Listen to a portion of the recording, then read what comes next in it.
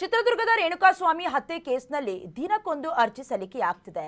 ಕುಟುಂಬದ ಜೊತೆ ಒಳ ಸಂದರ್ಶನಕ್ಕೆ ಆರೋಪಿ ದರ್ಶನ್ ಮನವಿಯನ್ನ ಮಾಡಿಕೊಂಡಿದ್ದಾರೆ.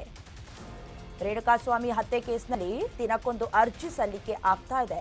ಕುಟುಂಬದ ಜೊತೆ ಒಳ ಸಂದರ್ಶನಕ್ಕೆ ಮನವಿಯನ್ನ ಸಲ್ಲಿಸಿದ್ರು ಎ2 ಆರೋಪಿ ದರ್ಶನ್ ಸಲ್ಲಿಸಿದ ಅರ್ಜಿ ವಿಚಾರಣೆ ಮಾರ್ಚ್ 2ನೇ ತಾರೀಕಿಗೆ ನಿಗದಿಯಾಗಿದೆ.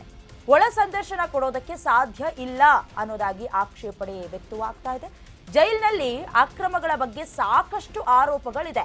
ಇನ್ ಕೇಸ್ ಒಬ್ಬರಿಗೆ ಅವಕಾಶ ಕೊಟ್ಟು ಬಿಟ್ರೆ ಬೇರೆಯವರು ಕೂಡ ಅವಕಾಶ ಕೇಳ್ತಾರೆ, ನಮ್ಮ ಫ್ಯಾಮಿಲಿಯವರು ಬರ್ತಾರೆ ಅನ್ನೋದಾಗಿ ದರ್ಶನ್ ಅರ್ಜಿ ಆಕ್ಷೇಪಣೆಗೆ ಜೈಲಾಧಿಕಾರಿಗಳಿಂದ ಸಿದ್ಧತೆ ನಡೀತಾ ಇದೆ. ಅಫ್ಕೋರ್ಸ್ ಅದು ಹಾಗೆ ಆಗತ್ತೆ. ಯಾಕಂತ ಹೇಳಿದ್ರೆ ಒಬ್ಬರಿಗೊಂದು ಮತ್ತೊಬ್ಬರಿಗೊಂದು ಮಾಡೋದಕ್ಕೆ ಬರೋದಿಲ್ಲ. ಇದೇ ಸೇಮ್ ಆಸ್ ಇಟ್ ಈಸ್. ಒಂದು ಎಕ್ಸಾಂಪಲ್ ಕೊಡೋದಾದ್ರೆ ಪವಿತ್ರ ಗೌಡ ಅವರು ಕೂಡ ಮನೆ ಊಟವನ್ನ ಕೇಳಿದ್ರು, ಬಟ್ ಅದಕ್ಕೂ ಕೂಡ ಮಣೆ ಹಾಕುವಂತೆ ಕೆಲಸವನ್ನ ಮಾಡಲಿಲ್ಲ. ಇವರೊಬ್ಬರಿಗೆ ತರಿಸ್ಕೊಟ್ರೆ ಬೇರೆ ಆರೋಪಿಗಳು ಅಥವಾ ಅಪರಾಧಿ ಸ್ಥಾನದಲ್ಲಿರುವಂತವರು ಕೂಡ ನಮಗೂ ಮನೆ ಊಟ ತರಿಸಿ ಅಂತ ಧ್ವನಿ ಎತ್ತುತ್ತಾರೆ ಅಂತ. Same as it is. ಈಗ ಏನು ಮಾತನಾಡೋದಕ್ಕೆ ಅಂತ ಕುಟುಂಬಸ್ಥರು ಬರ್ತಾರೆ. ಯಾಕಂತ ಹೇಳಿದ್ರೆ ಈ ಹಿಂದೆ ಬರ್ತ್ಡೇನ ಸೆಲೆಬ್ರೇಟ್ ಮಾಡ್ಕೊಂಡ ನಂತರದಲ್ಲಿ ಬಹಳಷ್ಟು ಆಸೆ ಇತ್ತು ನಟ ದರ್ಶನ್ ಅವರಿಗೆ ಮಾತನಾಡಬೇಕು ಕುಟುಂಬಸ್ಥರ ಜೊತೆ ಅಂತ, ಬಟ್ ಆಗ್ಲಿಲ್ಲ.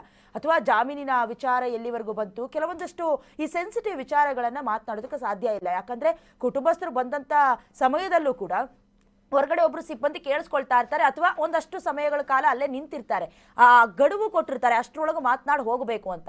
ಅಟ್ಲೀಸ್ಟ್ ಒಳ ಸಂದರ್ಶನಕ್ಕೆ ಸ್ವಲ್ಪ ಪರ್ಸನಲ್ ಆಗಿ ಮಾತನಾಡೋದಕ್ಕೆ ಆದ್ರೂ ಅವಕಾಶವನ್ನ ಮಾಡ್ಕೊಡಿ ಅನ್ನೋದಾಗಿ ದರ್ಶನ್ ಅವರು ಅರ್ಜಿಯನ್ನ ಸಲ್ಲಿಸಿದ್ರು. ಬಟ್ ಇವಾಗ ಗೊತ್ತಾಗ್ತಾ ಇದೆ ಏನಂತ ಹೇಳಿದ್ರೆ ಅದನ್ನ ಒಪ್ಕೊಳ್ಳೋದಕ್ಕೆ ಸಾಧ್ಯ ಇಲ್ಲ, ಬೇರೆ ಆರೋಪಿಗಳು ಕೂಡ ಅದನ್ನ ಕೇಳ್ತಾರೆ ಅನ್ನೋದಾಗಿ ಕೆಲವೊಂದಷ್ಟು ವಿಚಾರಗಳನ್ನ ಪ್ರಸ್ತಾಪ ಮಾಡಿಕೊಂಡು ಜೈಲಾಧಿಕಾರಿಗಳು ರೆಡಿ ಮಾಡ್ಕೊಂಡಿದ್ದಾರೆ. ಅರ್ಜಿಯನ್ನ ಸಲ್ಲಿಕೆ ಮಾಡೋದಕ್ಕೆ ಮಾರ್ಚ್ಗೆ ವಿಚಾರಣೆ ನಡೆಯುತ್ತೆ ಈ ಸಂಬಂಧ.